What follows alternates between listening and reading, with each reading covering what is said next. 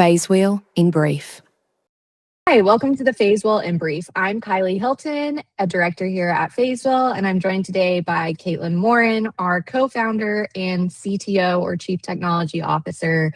Caitlin, can you explain what Phasewheel is and what we do? We built Phasewheel when there was a clear need for ethical, clear GEO in the space for companies that actually understood technically what that meant and the marketing side of the equation. So for those that don't know, GEO is, we call it GEO, it's Generative Engine Optimization, which is basically that Frankenstein version that you've heard of ASEO, SEO for LLMs, GEO, like all the same things. We just call it GEO because it encompasses everything you think of with an LLM. So that includes Google Maps, AI overviews, Siri, assistants, things like that. So one of the things that does make Phasewheel pretty unique, especially in our opinion, is that we have this AI discovery infrastructure, which is the connective tissue between a company's position and how the models are answering questions about that company, specifically in their category or vertical. We look at not only the technical side, but then also that content side to make sure clients are set up for success. And it's not a guarantee that they'll show up in answers every time. I don't think any company at this point can say that. But it does increase their odds of being shown up. And if you're showing up, higher chances of someone taking an action with your company. Is that a great way to put it too, Kate? That's perfectly putting it. It's just showing up when you're asked for in LLM is like the main point of this. It's what it all comes back to. And you want to show up accurately every single time to what the organization is. Companies have a problem that I usually refer to it as like a Spanish French problem. So there's similar languages, like a Romance language. It's your website's written in French, LLM speak Spanish. So it's like a close thing to humans versus robots. But if your website's not actually translated for robots, LLMs do not pick it up. The way we combat that is something we call AI discovery infrastructure. It lets brands, it's a technical and content foundation that allows AI models, GEO models, LM models to find, understand, cite, and trust your brand when generating answers. So there's 4 main layers to that. This is what the brand that should not be named is probably missing. We do signal, align, illuminate, and sustain. So signal is, can AI read the sources and patterns? Do we know what you're offering? Is it there in the language that they speak? Align, we have a special thing that we do at Phasewheel called dual layer architecture. It's a patented process where we actually translate things for robots. So make sure that's all aligned within the human language and the robot language. Illuminate, we add the things, the content layers, the stuff that makes it not just readable by LLMs, but attractive to LLMs.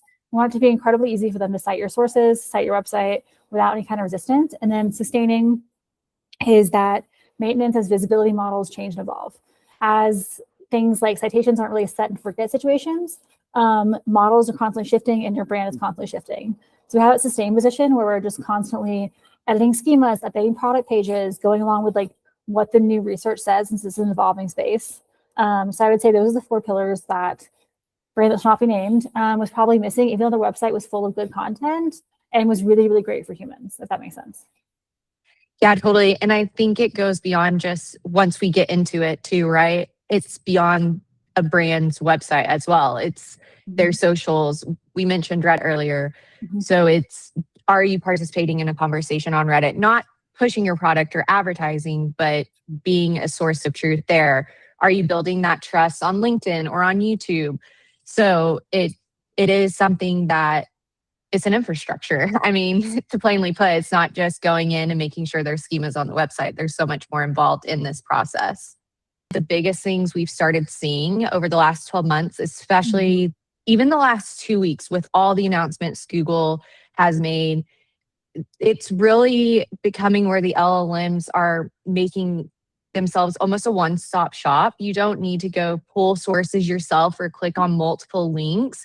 It will pull in those Reddit sources. It will pull in website sources. So I don't need to go do that on my own. And I might not even click to a company's website. I mean, ChatGPT and the e-commerce space, they've made it so easy to check out online. I can see a future in the next 6-12 months where we have our LLMs booking our dentist appointments or scheduling an oil change. The other thing I want to point out with the LLMs is that we tend to trust, like I mean, we joke in this household that like we call it Mr. Claude. I know you think Claude's a girl. We can discuss that. But I really trust Claude to give me the answers. I trust it synthesizing data in a way that's productive, and I think it understands me better than a typical Google search would. So I think customers are already much further down the funnel than they would be otherwise if they're using a traditional Google search. So I think that's something that's really important and under emphasized is the amount of trust consumers have in LLMs, and the fact that if your brand does show up, you're getting extra bonus points on most for free because they already trust the platform. Right. And I think one of the things we saw in the search space as someone who used to be involved with the PPC side was you have this younger generation coming in, especially who they don't trust the sponsored results anyways.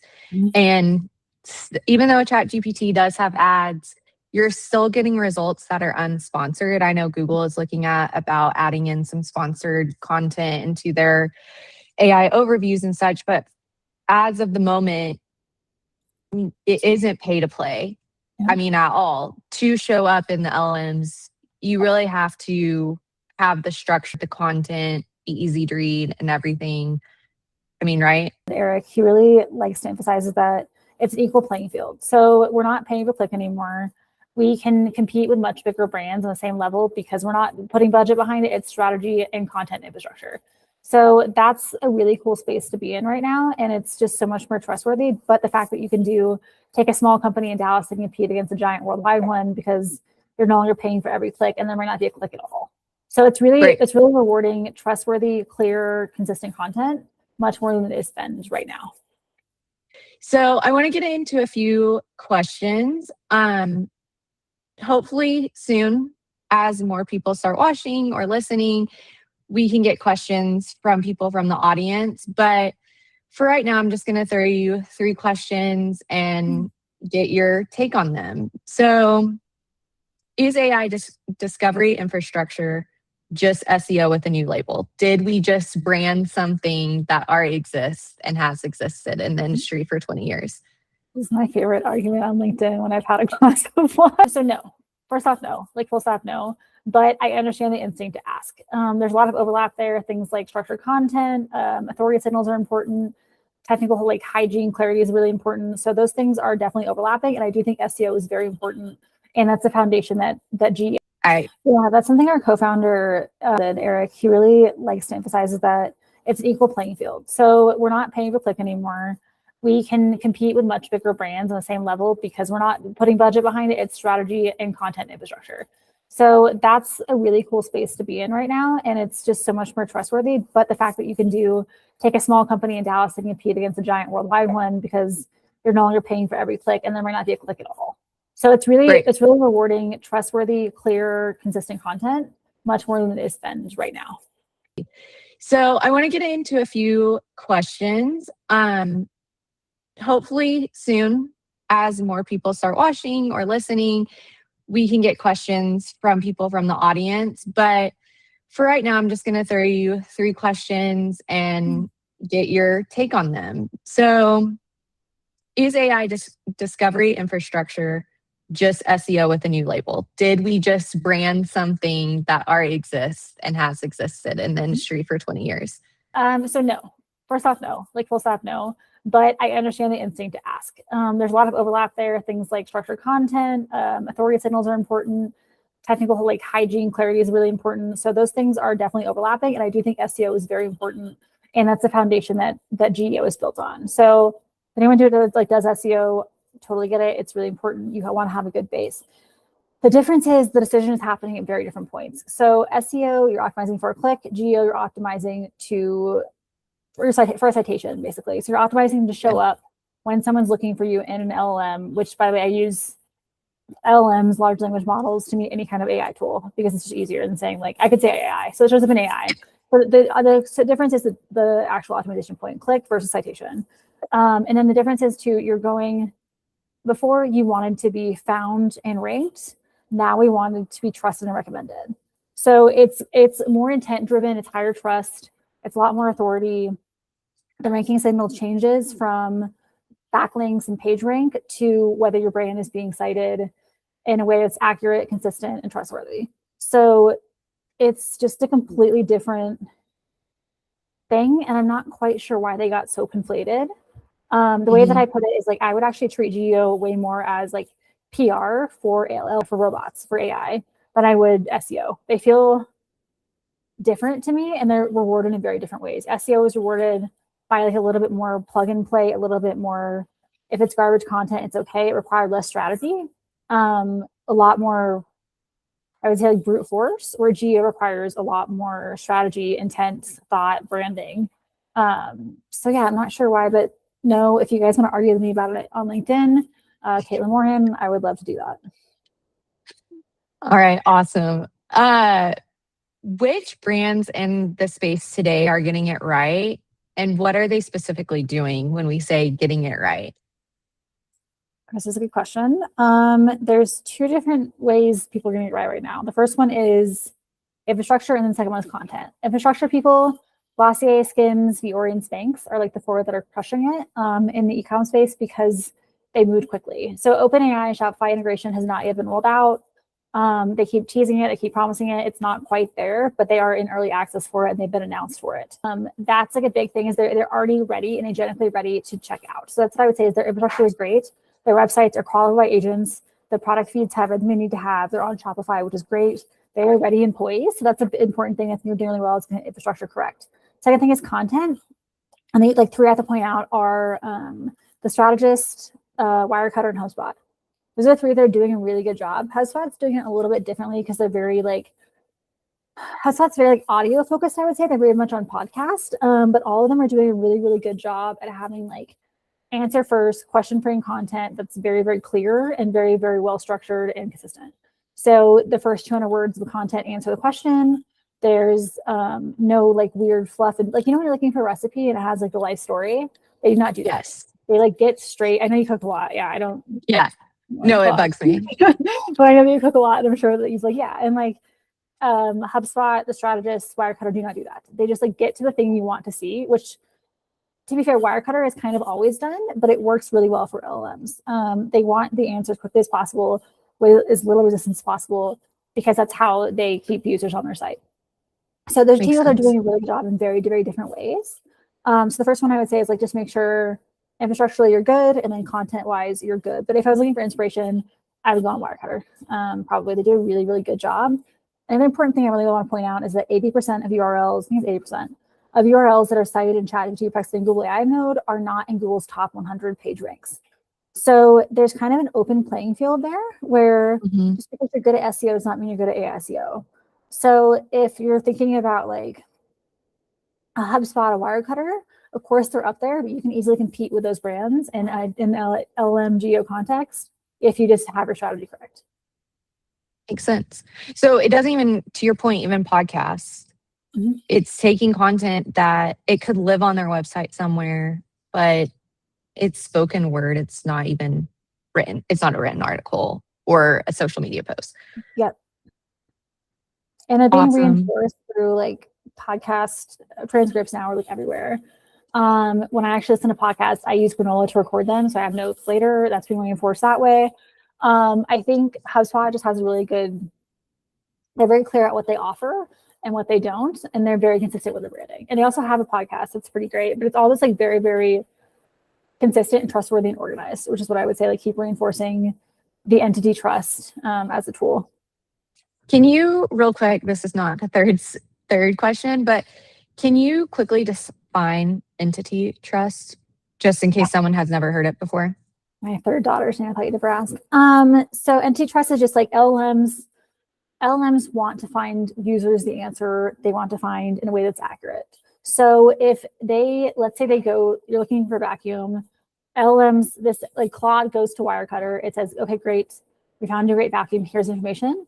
You click on that and you say, or you like even like reward it. You say like, okay, Claude, thanks so much, I got what I wanted. As long as the LLM, if there's a signal that you got what you wanted from that, the LLM is going to keep going back to that same source because it now trusts it as a source.